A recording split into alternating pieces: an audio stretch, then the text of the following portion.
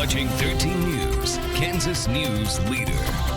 Good evening, and time to get you caught up on the local news and the weather here on 13 News at 6. I'm Ralph Hipp. And I'm Melissa Bruner. Glad you're along with us. A lot of rain today sparked flash flooding around the area, and we may not be done yet. Right, Melissa. Sad to say, friends, we may be in the middle of storm systems causing our flash flood warning. Jeremy's with us. He's in the First Alert Weather Center for us tonight. Jeremy? Hi, Ralph, Melissa. We do have more flash flood warnings that have just been issued really in the last few minutes. These go until 11:15 and 11:30 p.m. Half of it for the southern two-thirds of Shawnee County. That one goes till 11:15. The northern one goes till 11:30. So we've got basically most of Brown, all of Jackson, all of Shawnee, northern Osage, southeast Wabaunsee, all of Jefferson and northwest part of Douglas County, all in flash flood warnings. 1 to 4 inches of additional rain on top of what's already happened is coming. We also have an aerial flood warning just issued for parts of Marshall, northern Riley, and northwest Pottawatomie until 8:45, and Clay County has a flash flood warning going until 6:30 this evening. Look at that huge area of heavy rain coming through the Hiawatha area to Atchison and St. Joe. That is extremely heavy rain moving into areas that are already very, very soggy. Topeka alone has seen 3 to 5 inches of rain just since this morning, with heavy bands of rain near Clay Center and Randolph. But that batch coming out of Missouri is a widespread heavy rain. That could be as much as 1 to 3 inches of rain per hour. Expect more flash flooding. It's coming. We'll have the 8-day forecast in a few minutes.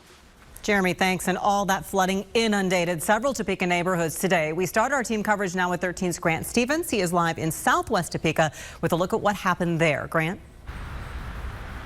A lot of people underestimate the power of fast-moving floodwaters, just like we're seeing here at the Shunga Creek. Take a look at this log, though, for example. This is not even close to the banks of the Shunga Creek. We're close to 29th and Fairlawn right now, but you can see right where I'm standing, right where I'm walking, the water just a few hours ago was well above my waist. You can see some of the water lines above, and right now neighbors are still going through the process of cleaning up muck and debris and all of these massive logs that have been collecting throughout the day and that have kind of stuck here when the water levels were much, much higher than this. The little break from the rain, it's not still raining, but not nearly as strong as it was before, and the lower water levels are definitely answering some prayers for the neighbors around here. I'm hoping the rain will stop so we can kind of get things organized around here, because right now everybody's scared. Amy Wilson and her neighbors make sure no one's left out to dry. Within a few minutes of that water down there coming up, we were outside grabbing phones, calling people. Oh yeah, our association, we all work together. My main concern out here is keeping the neighbors safe. We're a tight-knit community over here, and we're going home to home making sure that everybody has their vehicles up and out if need be, and we're watching the creek. Once these waters start to recede, Fred Lambricht and his neighbors will switch from damage control to recovery and repair. We have a lot of work to do when this is all done, and we hope it doesn't go into our basement. I'm praying, but we'll soon find out. This isn't the first time his neighborhood has seen high water. Back in 2007 is when we got flooded really bad. Lambricht was just hoping it'd be a little while longer before he had to go through it again. They keep saying back then it was going to be 99 years before this happens again, and this has only been 13 years. We were just talking to some neighbors just a few minutes ago who fear they're not quite out of the water just yet. They'll be watching all night and all afternoon just in case the water levels of the Shunga Creek rise. Again, much, much lower, by several feet lower than it was earlier today, but still well above what it normally is. And we'll continue to follow this and keep you giving complete weather coverage throughout the evening.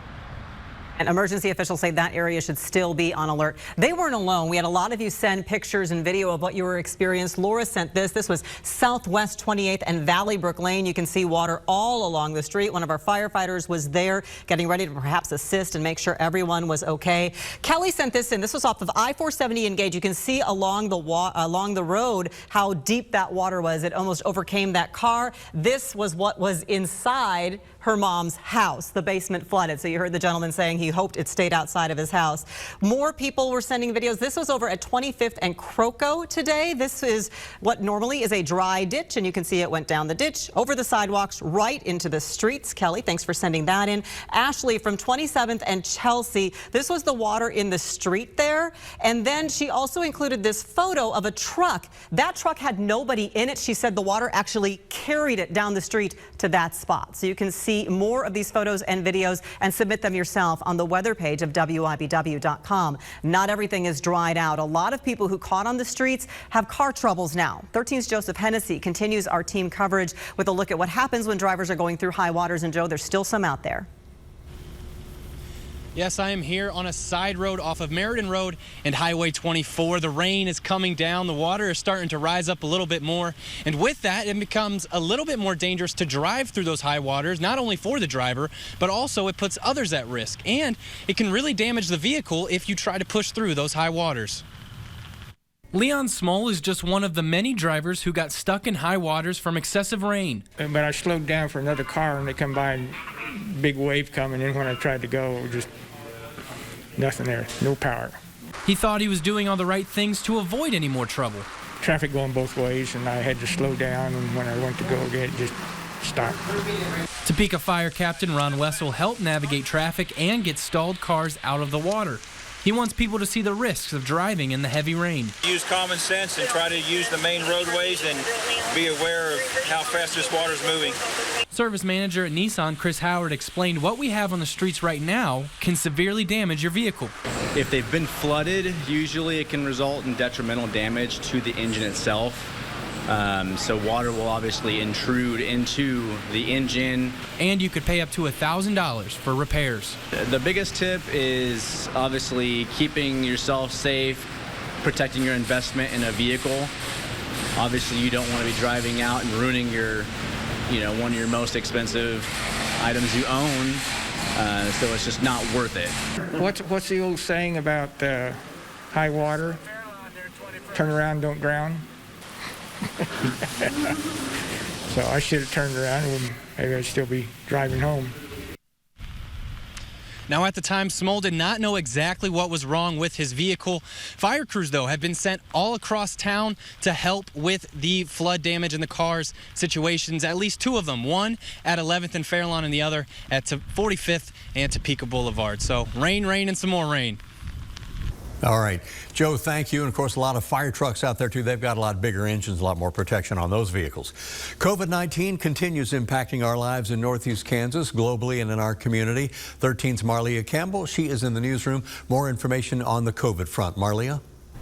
Yeah, Ralph, the Osage City Senior Center is closed due to COVID-19. Now, the Osage County Health Department says it linked 3 new cases to the center. 2 of the patients were hospitalized. Health officials say anyone who visited that center between July 20th and the 27th should self-quarantine for 2 weeks and monitor themselves for any possible symptoms. They're in the process of contacting people who may have had direct contact with those who did test positive. Meanwhile, the State Finance Council unanimously approved proposals from the Spark Task Force totaling over $254 million for coronavirus relief. $100,000 of that will go towards public health, while $78,000 will go toward economic development and $74,000 toward education.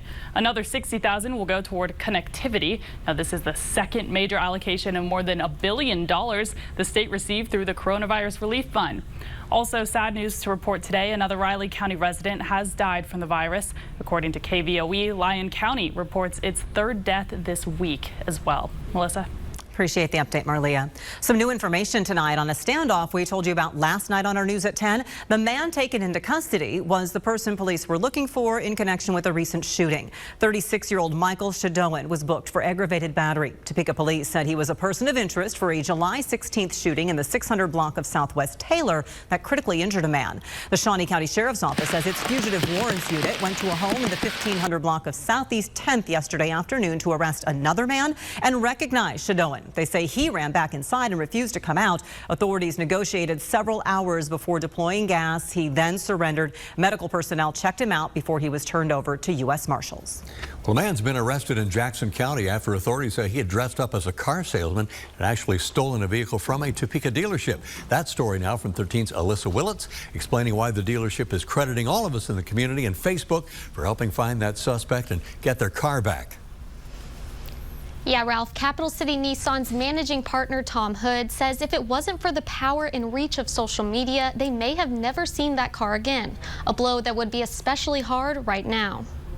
Inventory is a very hard to get for most car dealerships, and so losing an extra car to sell is tough right now. A 2017 Nissan Infiniti Q60 was stolen from Capital City Nissan Monday afternoon. This guy somehow shows up dressed up as one of our sales guys, walks right through our lot, and then because our garage doors and everything are open, our technicians are less than 10 feet away, they just assume it's another sales guy getting into a vehicle and moving it. This surveillance video was shared on the dealership's Facebook page with a $1,000 reward. I think it was shared over 10,000 times, and that next morning I had a phone call from somebody that gave us a tip that led to the arrest of the person. Deputies located Danny Bilal Jr. at a home in Jackson County and arrested him for felony possession of stolen property. Capital City Nissan managing partner Tom Hood says he's grateful for the community's quick reaction. The power of social media is just amazing to me because I've had cars stolen, 10 years ago,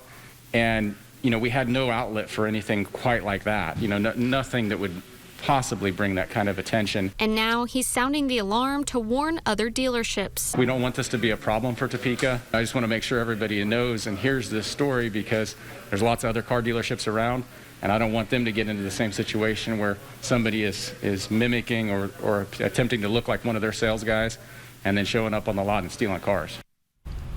When Jackson County deputies located Bilal, the car appeared to have been involved in an accident after it was stolen. Hood says they will get it back by the end of the week and assess the damages. Interesting, Alyssa, and thank you very much for that. The primaries are coming up on Tuesday. One of the biggest races covers the entire eastern quarter of the state of Kansas. We'll hear a bit more from each of the Republican District 2 congressional candidates next.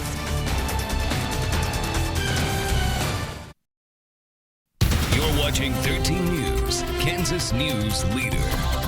The race for the state's 2nd congressional district seat has brought a fierce battle in the Republican primary. State Treasurer Jake LaTurner is challenging first-term incumbent Steve Watkins, with former state and local official Dennis Taylor also in the mix. It covers the eastern quarter of our state roughly, from the Nebraska border down to the Oklahoma border. You've heard their priorities and their views on COVID recovery. Tonight, we asked what sets them apart that deserves your vote. I'm the only one of us who's actually run a business, owns a business. I'm also the only person who's spent time in local government. I do understand property taxes and sales taxes. I've run 5 different state agencies. I understand the need to balance budget. And I spent time overseas, 10 years working for the State Department as a senior advisor on democracy and national security programs in Eastern Europe. I think that we've made the choice very clear for people. The choice is Steve Watkins, who you can't trust to do what he says he's going to do, and is going to lose this seat to the Democrats, or me, who has a strong track record, a plan for the future, and can absolutely keep this seat in Republican hands. I'm the candidate who votes with Trump 96% of the time. I'm Trump's honorary chairman of his re-election effort. I'm the only candidate endorsed by the National Right to Life and the NRA. My campaign and me as a civil servant is about service. It's not about self-service like Jake LaTurner. The campaign has included many ads critical of candidates, so we'll give them a chance to respond tonight on 13 News at 10. The winner of the August 4th primary faces the likely Democratic nominee, Topeka Mayor Michelle De La Isla, on the November ballot. Melissa, thanks for the profiles, and Scott Schwab had told us a lot of people are doing their homework and listening to the commercials, listening to the stories in the final week before the election on Tuesday. We'll be back with a look at our weather for this Thursday night in just a moment. This is your First Alert Weather Forecast with Jeremy Goodwin. Oh, the heavy rain has returned. Barely took a break for many of us, but we're expecting more flash flooding. Here's a live look out from Topeka from the Capitol Federal Sky Cam on Menninger Hill. Heavy rain moving back into the capital city. It's going to stay with us throughout much of the evening. We have flash flood warnings going until 11:15 and 11:30 for this entire area from Brown County, the southeast part of Nemaha, right through Jackson, all of Shawnee, the southeast corner of Wabaunsee, northern Osage County. And we are expecting to see widespread flash flooding, 1 inch to 4 inches of rain between now and midnight.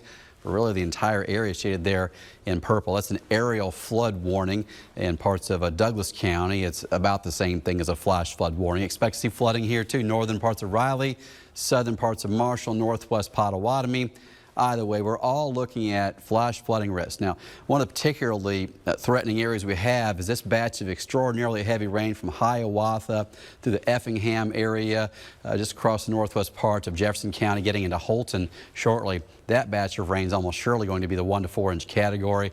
We have some heavier bursts going through parts of Jefferson County or Oskaloosa, getting into Topeka shortly. It's already raining, but the heavier stuff is coming in. We've already seen 3 to 5 inches across Topeka just from this morning to early afternoon. Seeing heavy rain around Clay Center to Randolph and Riley. This is that aerial flood warning that's in place. And again, this batch is extremely heavy. And it's going to go over some of the spots that have already seen very high rainfall totals, not just today, but yesterday as well. We saw so much flash flooding across northeast Kansas. Now, something unusual you may notice is the rain is coming in from northeast to southwest. However, it's making kind of a turn here across Abilene, heading back from west to east across parts of Chase County. It's the low pressure area right there about Emporia at this time, making everything kind of pull around that counterclockwise spin. This will slowly meander through the area, dumping huge amounts of rainfall this evening for many of us. So we've seen some of the creeks and streams falling through the afternoon, but it is likely we're going to see more flash flooding developing. This will be moving out of here by lunchtime tomorrow. Supercast picking up many spots, at least an inch, but again, some spots 3 or 4. That's between now and midnight. And then early tomorrow morning, Supercast still picking up some extreme rainfall amounts in southeastern Kansas. So this will be out of here, certainly by lunch tomorrow, but the flash flooding risk lasts for folks in southeast Kansas until at least tomorrow afternoon. I'm going red car for the Palmer Law Group Road Risk Index. If you don't have to be on the roads, especially after the sun goes down, I don't recommend travel this evening, really, if you don't have to be out there, as flash flooding is especially dangerous after the sun goes down. You just can't see what you're driving into. And if you do encounter flood water, turn around, don't drown. You just saw some of the stories about folks getting their cars stuck in flood water. Once your car is stuck or stalled in the flood water, you don't know if it's going to continue to rise, and that's when the problems get really serious. Having a stalled car is a big deal, but if you're stalled and you're floating, it's going to take a minute for people to come to help you, and you just don't want to count on that. So take extra precautions. Heavy rain tonight, widespread flash flooding is likely. Tomorrow, dry by noon, dry Saturday, have a chance of seeing scattered rain on Sunday. All right. And of course, more news and weather at 9 and 10 right here from this desk and from over there. Well, after it dries out, an upcoming project might also delay your drive on Wanamaker Road very soon. We'll tell you where it is and also how a few companies found a way to thank local law enforcement. You're watching 13 News, Kansas News Leader. Get ready once again for the orange barrels along Wanamaker Road after it's all dry. Shawnee County Commissioners have approved the maintenance project for Southwest Wanamaker Road. This between 42nd and 47th near J. Scheidler Elementary. Crews will mill out the street and put down the 2-inch mat of asphalt, milling and relaying. And Public Works staffers say people have been driving in the turn lane, avoiding the cracks in the road. They're bad enough to damage vehicles. Law enforcement officers received meals from local businesses today. Farm Bureau Financial Services, Jeff Biggs and Associates, Kavanaugh Biggs Lemon, and Eden Roofing teamed up with Reese's, Hog Wild Barbecue, and Coca-Cola, delivering 650 meals to the law enforcement center. It's enough to feed the first, second, and third shift officers with Topeka Police, the Shawnee County Sheriff's Office, and Highway Patrol troopers too. The company say they wanted to make the donation as a thank you to those working to keep our community safe. We'll be right back. Flash flood warnings expanding across the area going until almost midnight. Now, we will expect to see widespread heavy rain, 1 inch to 4 inches of rain by midnight. Expect to see more flash flooding. We'll have updates all night long right here. We will. We've always said we'll keep you safe and informed, and we'll be doing that tonight. Stay tuned for Wheel of Fortune. We are back at 10.